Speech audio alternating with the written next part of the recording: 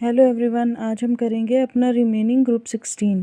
ठीक है, तो अब सबसे पहले आते हैं फॉस्फोरस सल्फर कंपाउंड्स। देखो, अब इसमें कोई भी कंपाउंड आ जाए आपके पास, P4S3, P4S5, S7, S10, आप बहुत सिंपल तरीके से बना सकते हो। बस आप ये स्ट्रक्चर याद रखो कि फर्स्ट सल्फर यहाँ ऐड होता है, पहले फॉस्फोरस चारों कॉर्नर्स पे लगा देंगे, फिर फर्स्ट सल्फर यहाँ ऐड होता है, सेकेंड यहाँ, थर्ड यहाँ, fourth, fifth, sixth, then seventh, eighth, ninth and 10th। देखो, जैसे 3 P4S3 था तो 3 सल्फर फर्स्ट सेकंड थर्ड इन पोजीशंस पे ऐड कर देंगे। अब P4S5 आया तो फर्स्ट सेकंड थर्ड पे सल्फर, फिर फोर्थ और फिफ्थ पे सल्फर। ठीक है, अब नेक्स्ट आते हैं हेलाइड्स। तो SF4 जो है वो हाइड्रोलिसिस करके क्या देगा, यहाँ पे +4 ऑक्सीडेशन है सल्फर की, तो +4 ऑक्सीडेशन वाला ऑक्साइड दे देगा। SF6 ये क्या देते, यहाँ पे +6 है तो यहाँ भी +6 सल्फर की ऑक्सीडेशन स्टेट वाला ऑक्साइड आ जाएगा। वैसे ये बहुत स्टीयरिक हिंड्रेड कंपाउंड होता है, इसलिए यहाँ होती नहीं हाइड्रोलिस, पर हाई टेम्परेचर पर हो जाती है। और भी S2X2, SX2, इन ये ऐसे भी होते हैं इसके हैलाइड्स।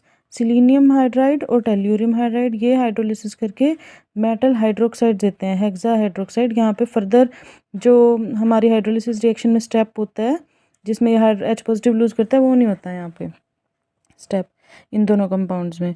अब है हमारा हाइड्रोजन पेरोक्साइड। अब हाइड्रोजन पेरोक्साइड जो है वो एज ऑक्सीडाइजिंग एजेंट और रिड्यूसिंग एजेंट दोनों की तरह काम कर सकता है। एसिडिक मीडियम में क्या करेगा, वो खुद तो इलेक्ट्रॉन गेन कर लेगा और दूसरे को ऑक्सीडाइज कर देगा। ठीक है, और जब एल्केलाइन मीडियम होता है तब ये क्या करेगा, ये खुद इलेक्ट्रॉन लूज कर देगा और दूसरे को क्या कर देगा, रिड्यूस। अब नेक्स्ट आते हैं हमारे इनके ऑक्साइड्स। अब ऑक्साइड्स 3 टाइप के हैं, एक तो S2 जिसको हम सब ऑक्साइड बोलते हैं, इस तरह से उसका स्ट्रक्चर बनेगा, और SO2। अब देखो इनमें क्या है, चाहे SO2 हो, सिर्फ SO2 का अलग है, बाकी चाहे SO3 हो, सिलीनियम ऑक्साइड या सिलीनियम ट्राईऑक्साइड, इनमें क्या होता है, इनकी मेन प्रॉपर्टी ये है कि ये गैसियस स्टेट में मोनोमेरिक फॉर्म में रहते हैं और सॉलिड स्टेट में पॉलीमेरिक। गैसियस स्टेट में मोनोमेरिक, सॉलिड में पॉलीमेरिक। सिर्फ एक सल्फर डाइऑक्साइड ऐसा है जिसमें ये जो पाई बॉन्ड्स हैं स्टेबल हैं, इसलिए ये दोनों गैसियस और सॉलिड स्टेट में मोनोमेरिक फॉर्म में ही रहता है। ठीक है, अब नेक्स्ट लास्ट आते हैं इनके हाइड्राइड्स।